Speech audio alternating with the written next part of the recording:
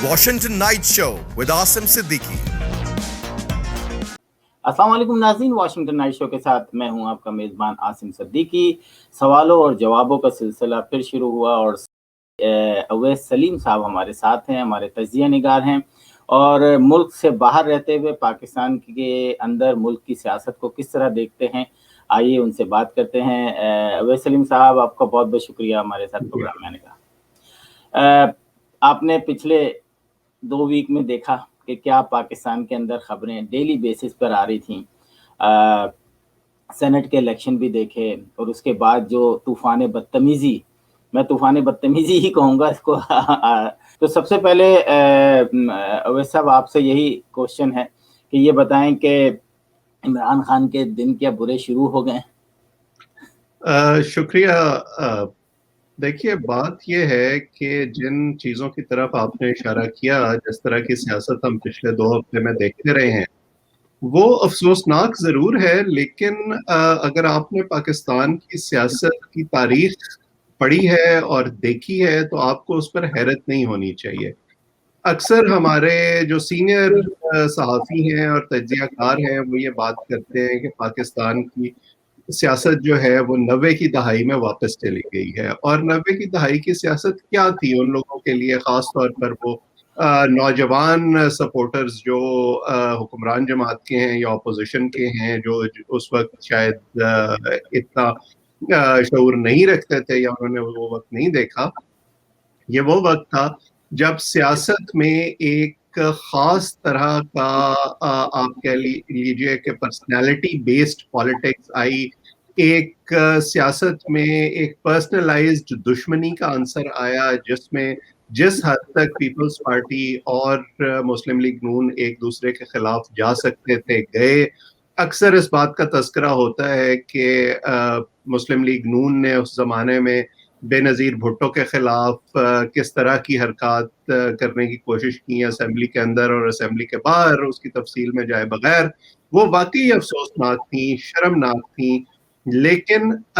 दोनों ने ये सबक सीखा कि आपको मामलात को उस हद तक नहीं लेकर जाना चाहिए जहां आपको वहां से वापसी मुश्किल हो जाए। और फिर चार्टर ऑफ डेमोक्रेसी में या उसके बाद जो वाक़यात हुए और आजकल जो हम देख रहे हैं, वो एक तरह से मैनिफेस्टेशन है इस चीज की कि दोनों जमातें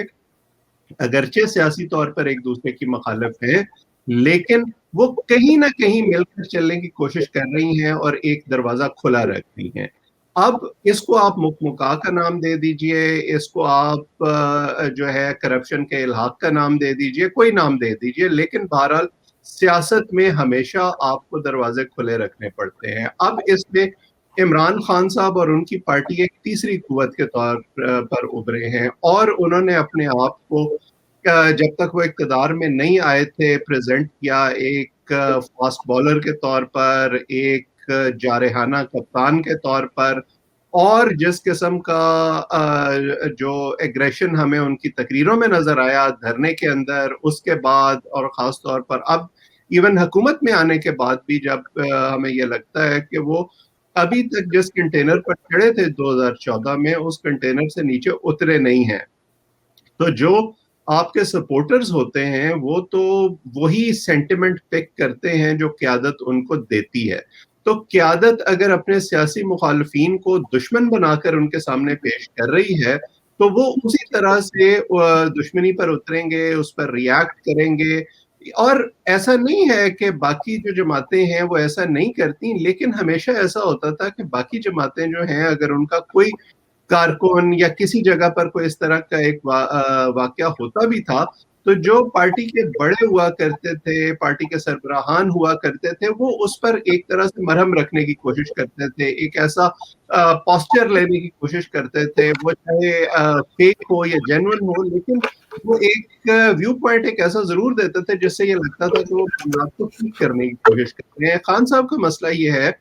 कि वो ऐसा लगता है कि हर वक्त एक रिएक्टिव मोड में रहते हैं। हमेशा वो जो है अपने ना सिर्फ कारकुनों को इश्ताल दिलाते हैं, बल्कि ایون ابھی جو انہوں نے تقریر کی پارلیمنٹ میں دوبارہ ووٹ آف کانفیڈنس لینے کے بعد، انہوں نے ایک طرح سے جو ہے وہ جو انگریزی میں کہتے ہیں adding fuel to the fire, وہ کرنے کی کوشش کی. تو وہ جیسے میں نے جہاں سے میں نے بات شروع کی تھی کہ یہ افسوسناک ضرور ہے ان لوگوں کے لیے جنہوں نے اس طرح کے مظاہرے پہلے دیکھ رکھے ہیں، لیکن اس پہ کوئی حیرت نہیں ہے. اس کا مزہ اس قسم کی سیاست کا پیپلز پارٹی، مسلم لیگ نون اور دیگر جماعتوں نے تو پہلے چکھ لیا ہے، اور پی ٹی آئی بھی ظاہر ہے ہمیشہ تو اقتدار میں نہیں رہے گی، ایک نہ ایک دن اقتدار کا سورج غروب ہوتا ہے. تو انہی سب لوگوں کی ان کو دوبارہ ضرورت پڑے گی، اسی میڈیا کی ان کو دوبارہ ضرورت پڑے گی، اسی طرح کے اتحاد ان کو دوبارہ بنانے کی ضرورت پڑے گی. اور ایون کل ہم نے دیکھا کہ پرویز خٹک خود چل کر غفور حیدری سے انہوں نے ملاقات کی. تو سیاسی مخالفت کو سیاسی مخالفت کی حد تک رکھنا چاہیے، اس کو پرسنل دشمنی نہیں بنانا چاہیے. بالکل. جیسے الیکشن کمیشن نے جو خط لکھا عمران خان کی تقریر کے بعد، وہ مطلب جو پریس ریلیز جاری کی، وہ بھی میڈیا میں دیکھی گئی، اور کافی لوگوں نے جو ہے، اور عمران خان کی اپنی گورنمنٹ نے بھی جو ہے الیکشن کمیشن کو جو ہے کرٹیسائز کیا، وہ خبروں میں آئے. لیکن اویس صاحب آپ یہ دیکھیں کہ محمد علی محمد کرد صاحب جو ہے بہت مشہور لائر ہیں، اور انہوں نے ہم نے ان کو اس وقت دیکھا جب ایک لائر موومنٹ چل رہی تھی، تو لیکن بڑے دنوں کے بعد وہ نکل کر آئے اور انہوں نے ایک ایسی باتیں کی کہ جی آج پاکستان میں نہ پارلیمنٹ ہے نہ عدلیہ ہے، ایک بریگیڈیئر کے کہنے پر ووٹ پڑتے ہیں، پارلیمنٹ گونگے اور بہرے لوگوں پر مشتمل ہے، سپریم کورٹ میں صرف 4 جج ہیں، باقی لوگ اپنی نوکریاں کر رہے ہیں. میں چاہتا ہوں کہ میں اپنے ناظرین کو بھی یہ چیز سناؤں، کیونکہ ان کو میں نے کہہ تو دیا لیکن ان کی زبانی سن لیجئے، ان کی جو سخت آواز ہے. اسمبلی کو جو ہے ریگولیٹ کرتا ہے، ایک بریگیڈیئر سارے سینٹ کے الیکشن کو نیچے اوپر کرتا ہے. کیا بات کرتے ہیں آپ؟ کون سی پارلیمنٹ کی آپ بات کرتے ہیں؟ اگر تعداد گنائی جائے تو بہت بہت بہت بڑی تعداد ہماری پارلیمنٹ، ہماری سینٹ میں گونگوں کی ہے، گونگوں کی جو بولتے نہیں ہیں. آپ بات کرتے ہیں کیا یہ کہاں سے؟ آج پاکستان میں نہ کوئی پارلیمنٹ ہے، آج پاکستان میں نہ کوئی ایگزیکٹو ہے، اور آج نہ پاکستان میں کوئی عدلیہ ہے. آج عدلیہ جو ہے سپریم کورٹ کی بات، اس میں صرف 4 جج ہیں بس. آپ کی سپریم کورٹ جو آج مشتمل ہے وہ صرف 4 ججوں پہ مشتمل ہے، باقی صرف نوکری کر رہے ہیں. جج وہ انصاف کرنے کے لیے ہوتا ہے، اس نوکری کے لیے وہاں پہ نہیں بیٹھے. جی اور بھی بہت ساری باتیں کی. اب آپ نے دیکھا کہ یہ جو ڈائریکٹ الزامات اس طرح کے لوگ لگا رہے ہیں جو کہ ایک ذمہ دار حیثیت رکھتے ہیں، کیا کہیں گے کہ بہرحال پاکستان کی پالیٹکس میں کہیں نہ کہیں کسی نہ کسی طریقے سے کنٹرول ٹاور رہا ہے، تو کیا اس طرح کی باتیں مطلب آپ کو کیا لگتا ہے کہ دوبارہ سے یہی سب شروع ہو گیا؟ عاصم، اگر ہم یہ کہنے کے لیے کہ یہ سب کچھ دوبارہ سے شروع ہو گیا، ہمیں پہلے یہ ماننا پڑے گا کہ یہ کبھی ختم ہوا تھا. میں تو نہیں سمجھتا کہ یہ کبھی ختم ہوا تھا. ہماری سیاست میں بہرحال جو مقتدرہ قوتیں ہیں، جو خاص طور پر فوج، ان کا ایک بڑا اہم کردار ہمیشہ رہا ہے. اور جب یہ کہا جاتا ہے کہ وہ نیوٹرل ہو گئے ہیں، تو وہ نیوٹرلٹی بھی جو ہے وہ کسی نہ کسی اسٹریٹجی کے تحت ہوتی ہے. وہ اس لیے نہیں ہوتی کہ وہ یہ سمجھتے ہیں کہ وہ اس سے پہلے جو کرتے رہے ہیں وہ غلط ہے اور ان کو نہیں کرنا چاہیے. اور اس سے جو بات علی محمد کرد صاحب نے بڑی کھل کے کی، کیا حکومتی زعماء کی طرف سے ہمیں اس طرح کے اشارے نہیں دیے گئے क्या जब हुकूमत में शामिल वज़रा, हुकूमत के अरकान, पार्लियामेंटेरियंस बड़े फ़ख्र से ये कहते हैं, या उनके हामी जो मीडिया वाले हैं वो बड़े फ़ख्र से ये कहते हैं कि जी हम तो हाइब्रिड रेजीम हैं और हम एक ही पेज पे हैं, उसका क्या मतलब होता है? जब असद उमर साहब सेनेट इलेक्शन से पहले ये कहते हैं एक इंटरव्यू में कि हमारे कुछ लोग जो हैं वो फौज को देखकर जो है एक अपना फैसला करते हैं कि फौज क्या कह रही है और किस तरफ देख रही है। इलेक्शन के बाद जब शेख रशीद साहब एक इंटरव्यू में ये कहते हैं कि सादिक संजरानी सिर्फ हुकूमत के नुमाइंदे नहीं हैं, वो रियासत के भी नुमाइंदे हैं, तो वो किसको पैगाम देने की कोशिश कर रहे हैं? ये बड़ा वाज़ेह पैगाम है अपने साथ के लोगों के लिए और अपने मुखालफिन के लिए कि देखो फौज हमारे साथ है, और अगर तुमने कोई ऐसी हरकत करने की कोशिश की जो फौज जिसकी वजह से फौज नाराज हुई तो उसके नताइज अच्छे नहीं होंगे। और हमारे सियासतदानों की ज़ाहिर है एक ये तारीख है, कैसे जो है अभी अगर हम पिछले 20 साल को देखें तो कैसे मुशर्रफ के हुकूमत में आते ही और मार्शल लॉ लगाते ही एक किंग्स पार्टी खड़ी हो जाती है और वही सारे लोग तकरीबन 80 से 100 लोगों का ग्रुप है जो फौरन मुस्लिम लीग काफ में चला जाता है, फिर फौरन जब नवाज शरीफ वापस आते हैं तो उनकी पार्टी में घुस जाता है, कुछ लोग पीपल्स पार्टी में चले जाते हैं, जब पीटीआई का सूरज जो है वो तलू होना शुरू होता है तो वो फौरन जनूबी पंजाब महाज भी बन जाता है और दूसरी पार्टियों में शामिल लोगों के ज़मीर भी जागना शुरू हो जाते हैं। तो ये सब किसी इशारे के बगैर नहीं होता। मेरा ताल्लुक साउथ पंजाब से है और मैं इन सब लोगों को और इनकी तारीख को जानता हूँ। ये तमाम वो लोग हैं जो बगैर इशारे के कच्ची ज़मीन पर पाँव भी नहीं रखते। ये जो सारी रियलिटीज हैं ये वो तल्ख रियलिटीज हैं जिनका जो अपनी जगह मौजूद हैं, लेकिन अलमिया हमारी सियासी जमातों का ये है, चाहे वो अब की हुकूमती जमात हो या अब से पहले की हुकूमती जमात हो, कि जब ये जमातें हुकूमत में होती हैं तो ये चाहती हैं कि ये सिलसिला ऐसे ही चलता रहे और एस्टैब्लिशमेंट का हाथ उनके सर पर रहे, और जब ये ऑपोजिशन में जाती हैं तो इनको याद आ जाता है कि जो एस्टैब्लिशमेंट है वो बड़ी ख़राब है और एस्टैब्लिशमेंट को इस किस्म की हरकतें नहीं करनी चाहिए। लेकिन तमाम जो दावे सिविलियन सुप्रीमेसी के होते हैं वो सिर्फ इस मकसद के तहत किए जाते हैं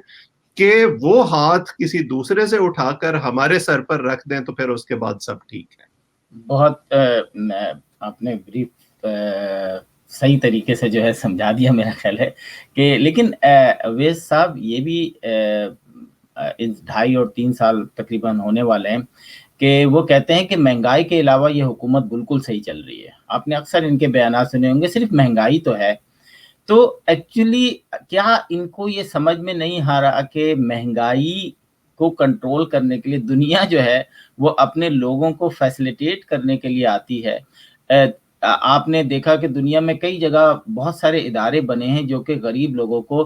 पॉइंट आउट करके मदद करते हैं, जो कि मुस्तकिल गरीब होते हैं। हमारे यहाँ जो एनजीओस काम कर रही हैं, भूखों को खाना खिला रही हैं, ट्रक में, आप कराची में देखें, मुल्तान में देखें, सियालकोट में देखें, जो रिच लोग होते हैं वो लोगों को दस्तरखान पे खाना खिला रहे होते हैं, कुछ मोबाइल। हुकूमत ने वही काम शुरू कर दिया, जबकि हुकूमत को चाहिए कि वो सिस्टम तैयार करें और उसके तहत जो है वो काम करें। अब जैसे बेनज़ीर इनकम सपोर्ट आई और उसमें बिल्कुल खामियां हो सकती हैं और खामियां हर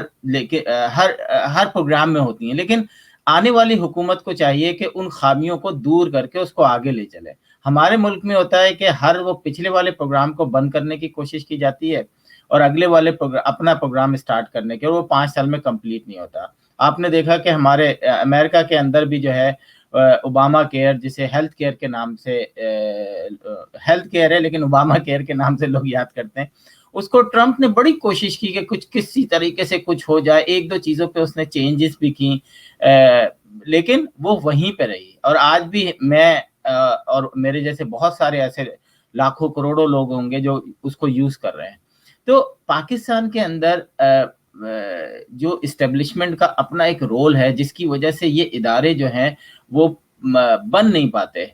मैं चाहूँगा थोड़ा सा इस पे बात करें आप کہ آخر وہ کیا وجہ ہے کہ آنے والی حکومت 5 سال اپوزیشن سے لڑنے میں گزار دیتی ہے اور اس کے پیچھے لڑائی کے بیچ میں کوئی نہ کوئی تیسری قوت آتی ہے. جیسے کہ نواز شریف آئے تو 126 دن کا دھرنا کس نے کرایا سب کو پتہ چل گیا, عدالت نے فیصلے میں اپنے بیان دے دیا. تو پاکستان اگر اسی طرح چلتا رہا تو پھر تو ہم قصوروار کسی ایک ہی ادارے کو ہی ٹھہرائیں گے نا. جی دیکھیے, آپ نے اکانومی سے اپنا سوال شروع کیا تھا, اور وہ انگریزی میں کہتے ہیں کہ آل پالیٹکس از لوکل, اور جو لوکل پالیٹکس ہے, جو آپ کے لوگ ہیں بیس لائن پر, ان کی سب سے بڑی ریالٹی جو ہے وہ معیشت ہوتی ہے, اور معیشت سے جڑے جو ان کے پرسنل حالات ہیں وہ ہوتے ہیں. بل کلنٹن جب پہلی دفعہ 1992 میں اپنی صدارتی مہم چلا رہے تھے تو ان کے اسٹریٹجسٹ تھے جیمز کارویل, شاید ان کا, اگر میں نام مجھے صحیح یاد ہے. ان سے ایک فقرہ منسوب ہے جو بڑا اس کے بعد کئی دفعہ کوٹ ہوتا ہے. انہوں نے کہا تھا کہ اٹس دی اکانومی اسٹوپڈ. ٹھیک ہے,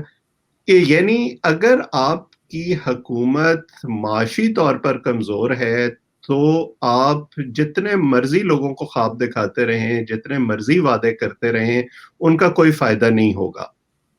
اگر آپ اپوزیشن میں ہیں اور آپ کے سیاسی مخالف نے جو حکومت میں ہے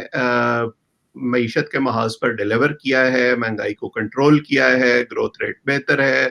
نوکریاں پیدا ہو رہی ہیں, تو آپ جتنی مرضی مہم چلاتے رہیں یا جتنا مرضی اسٹیبلشمنٹ کو بلیم کرتے رہیں, لوگوں کو اس سے فرق نہیں پڑتا.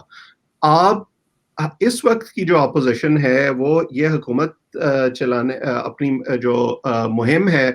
پی ڈی ایم میں جو شامل جماعتیں ہیں وہ اسی لیے اس میں کامیاب ہو رہی ہیں, اور ان کا میسج ریزونیٹ کر رہا ہے لوگوں کے ساتھ,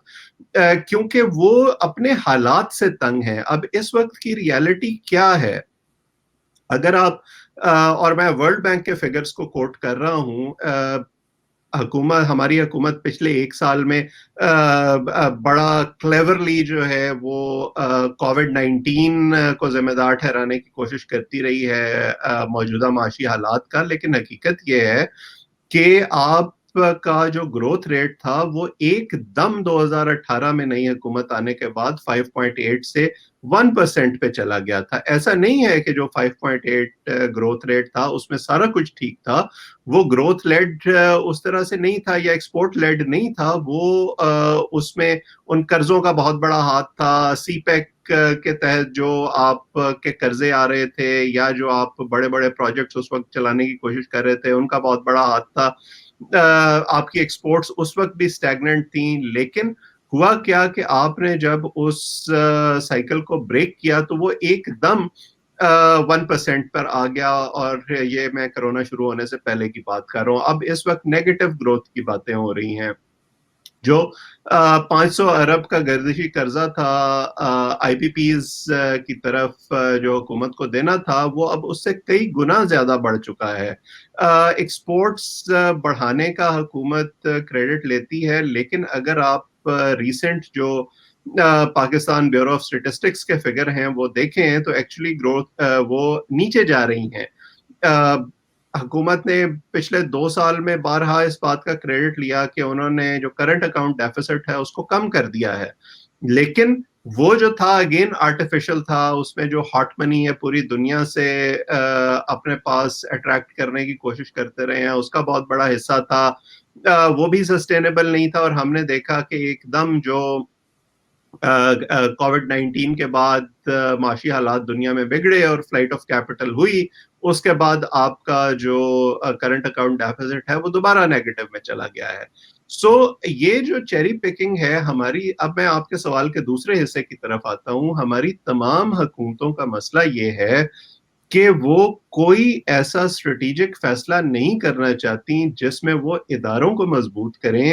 اور ادارے اگر مضبوط ہوں گے اور وہ مل جل کر کام کریں گے تو وہ ایک دوسرے کو اوپر اٹھائیں گے, سپلیمنٹ کریں گے. ہمارے تمام حکمران یہ سمجھتے ہیں کہ ہم انسٹیٹیوشن سے بڑے ہیں, اسی لیے کوئی حکومت کوئی ایسا کام نہیں کرنا چاہتی, نہ صرف ہمارے ملک میں بلکہ ہمارے ریجن کے دوسرے ملکوں میں بھی یہی صورتحال ہے کہ جہاں جہاں یہ پیٹرنیج پالیٹکس ہے اور الیکٹورل پالیٹکس ہے, وہاں پر تمام حکومتیں اور ان سے جڑے لوگ ایسے پروجیکٹس بنانا چاہتے ہیں جو 5 سال کے اندر اندر مکمل ہو جائیں, لوگوں کو دکھانے کے لیے بھی کچھ ہو, اور اس کی بنیاد پر جو ہے وہ اپنا مال پانی بھی بنتا رہے. اب کیا ہم یہ کہیں کہ فوج اس ساری صورتحال سے خوش ہے؟ مجھے نہیں پتا کہ خوش ہے یا نہیں ہے, لیکن اگر, اور یہی بات میں 2018 کے الیکشن سے پہلے اپنے ان تمام دوستوں کو یہ کہتا تھا جن کا یہ استدلال تھا کہ بس اس دفعہ فوج بڑی سیریس ہے کہ وہ معاملات کو ٹھیک کرنا چاہتی ہے اور کرپشن کو ختم کرنا چاہتی ہے, تو میں ان سے یہی کہتا تھا کہ اگر واقعی مقصد یہ ہوتا تو وہ جن 80 یا 100 لوگوں کی بات ہو رہی ہے ان کو نواز شریف کے پیچھے سے ہٹا کر عمران خان کے پیچھے کھڑا نہ کرتے, کیونکہ ان تمام لوگوں پر اسی طرح سے الزامات ہیں. اس وقت عمران خان کی کیبنٹ میں جو لوگ شامل ہیں ان پر اسی طرح سے الزامات ہیں. تو کیا یہ حالات کو ٹھیک کرنے کی کوشش ہو رہی ہے یا صرف چہرہ بدلنے کی کوشش ہو رہی ہے؟ اور پچھلے 2.5 سال نے ہمیں یہ بتایا کہ مقصد صرف چہرہ بدلنا تھا, وہ اس سے کوئی نظام کو ٹھیک کرنا مقصود نہیں تھا. لیکن یہ ہم فوج کو ضرور بلیم کریں, لیکن میں اس کے ساتھ ایک اور بات ہمیشہ کہتا ہوں کہ ایسا کبھی نہیں ہوگا کہ ہمارے جیسے ملکوں میں جہاں فوج کا ایک رول بہرحال بن گیا ہے اور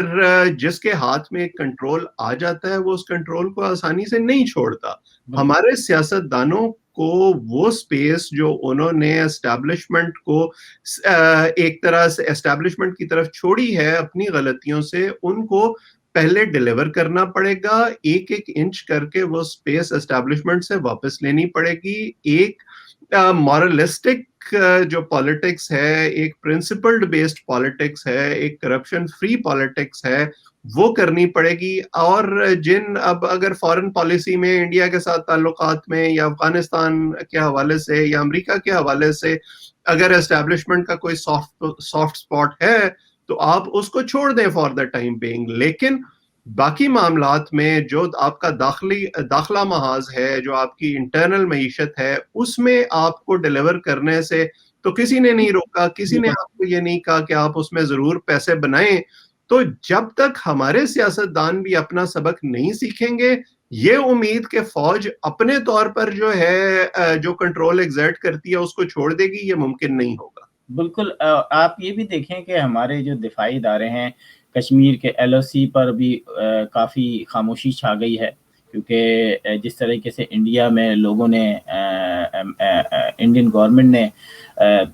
تقریباً 2 لاکھ مکانات بنانے, مطلب تو شاید ختم ہونے والے ہوں گے, اور لاکھوں لوگوں کو بسانے کی جو پلاننگ کی ہے وہ ان کی پوری بھرپور طریقے سے کامیاب ہو گئی. اور اکارڈنگ ٹو دیئر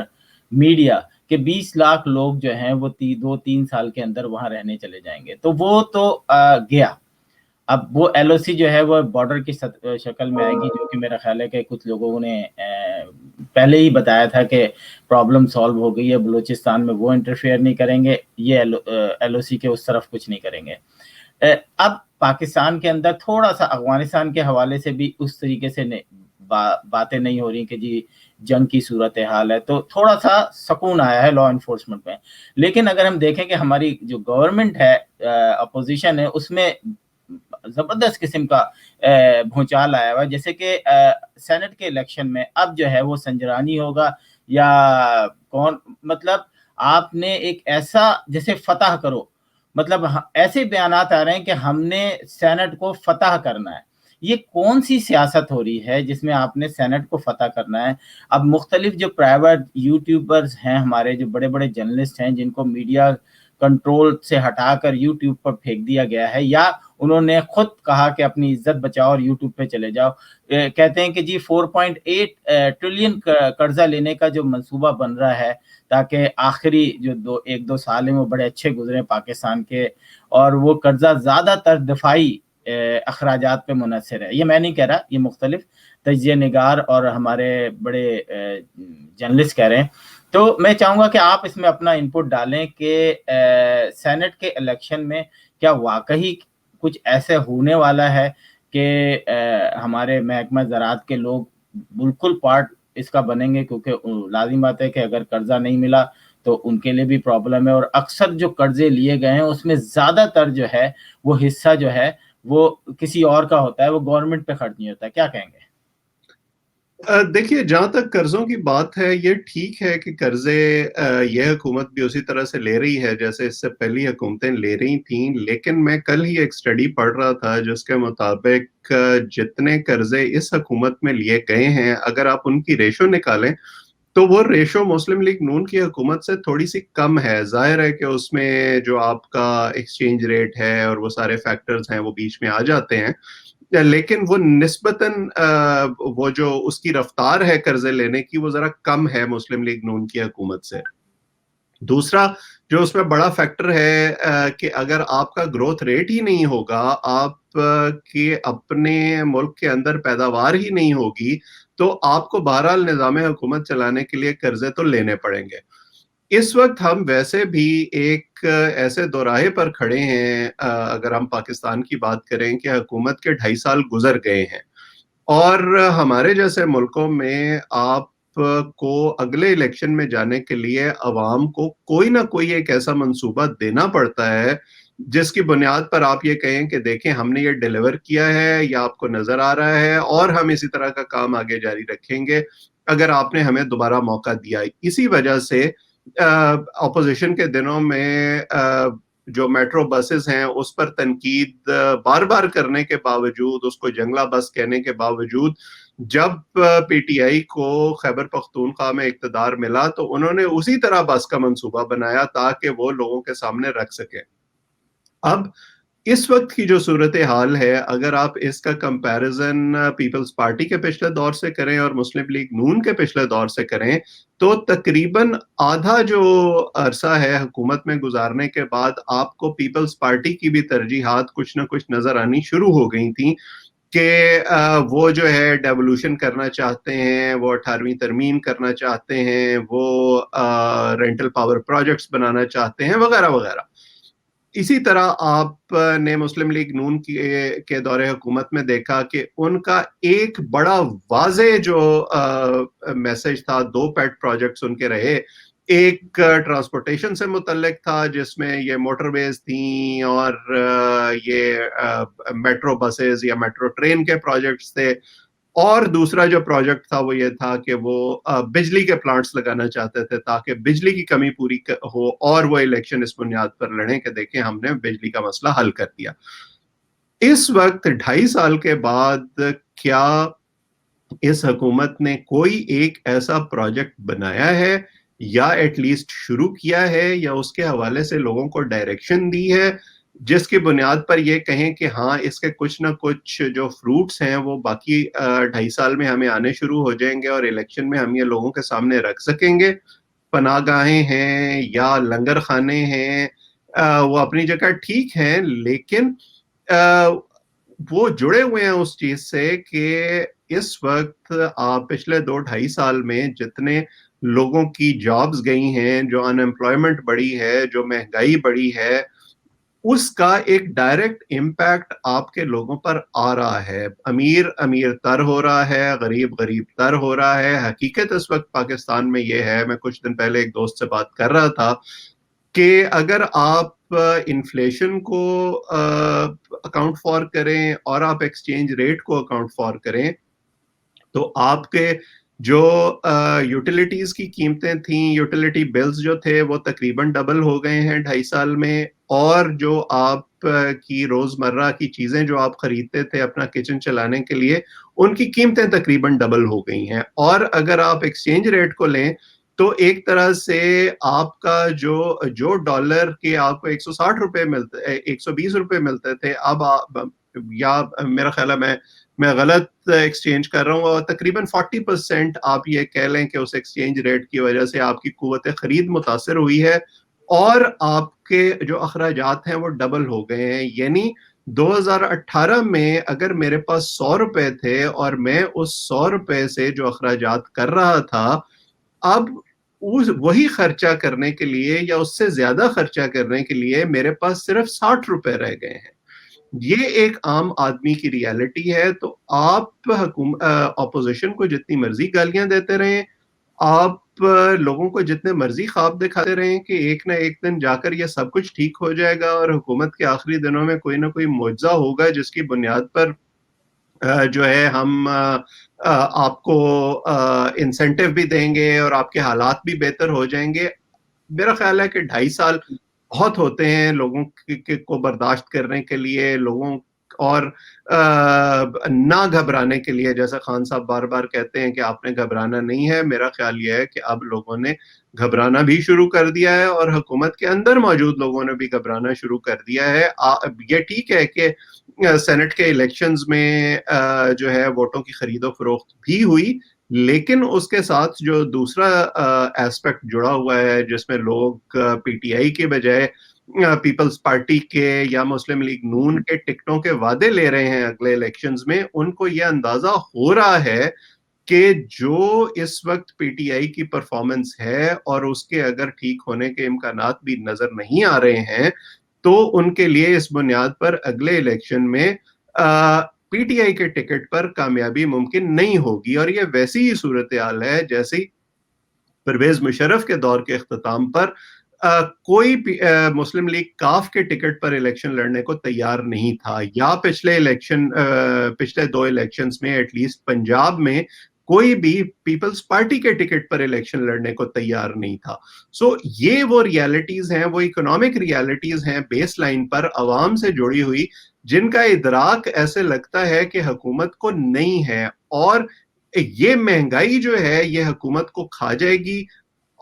اپوزیشن صرف اس کو ایکسپلائٹ کرے گی. آپ جب تک اس کا کوئی علاج نہیں کریں گے, آپ اپوزیشن کا بھی کوئی علاج نہیں کر سکتے. بالکل, تھینک یو سو مچ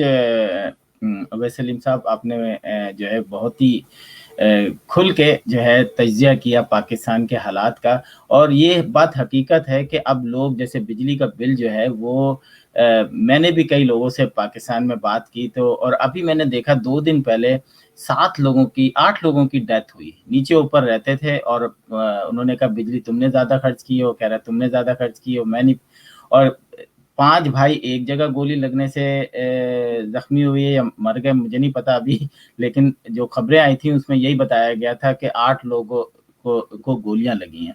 تو اب جو ہے نا لوگ آپس میں گتھم گتھا ہو رہے ہیں, اور یہ وہ وقت ہے میرا خیال ہے سٹارٹ ہو چکا ہے. اور یہ بالکل آپ صحیح کہہ رہے ہیں کہ مہنگائی اس گورنمنٹ کو لے ڈوبے گی, اور یہ گورنمنٹ کے لوگ جو ہیں وہ کہتے ہیں کہ صرف مہنگائی تو ہے, باقی سب تو ہم اس ملک کو چلا رہے ہیں. تو یہ بھی ایک المیہ ہے, اس کو بھی ہمیں برداشت کرنا ہے آنے والے دن. یہ وہ آرگومنٹ ہے جو ملکہ برطانیہ کا آرگومنٹ تاریخی طور پر کہا جاتا ہے کہ اس نے کہا تھا کہ اگر لوگوں کو روٹی نہیں مل رہی تو وہ کیک کیوں نہیں کھاتے. بالکل. تو ناظرین, پاکستان سے باہر رہنے والے پاکستان کے اندر کی سیاست کس طرح دیکھتے ہیں, اور اویس سلیم ایک تجزیہ نگار ہیں اور بڑی گہری نظر پاکستان کی پولیٹکس پہ دیکھتے ہیں. تو میں چاہتا ہوں کہ اگر آپ کوئی سوالات ان سے کرنا چاہیں تو پلیز مجھے آپ ای میل کر سکتے ہیں, اور ان سے ڈائریکٹ بھی ان کے ٹویٹر اکاؤنٹ پہ جو ہے جا کے ان سے سوال کر سکتے ہیں. کسی بات سے خوش ہوں یا ناخوش ہوں وہ بھی پوچھ سکتے ہیں. تو اسی کے ساتھ جو ہے اویس سلیم صاحب کا بہت بہت شکریہ, اور پھر جلدی ہی حاضر ہوں گے. عاصم صدیقی کو اجازت دیجیے, خدا حافظ.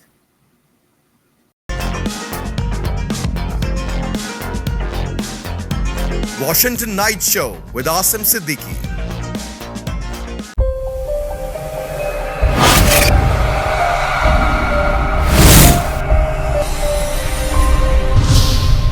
Capital TV Washington.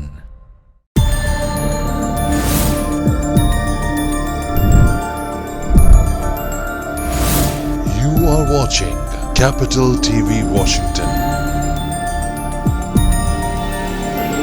The best South Asian TV channel in North America.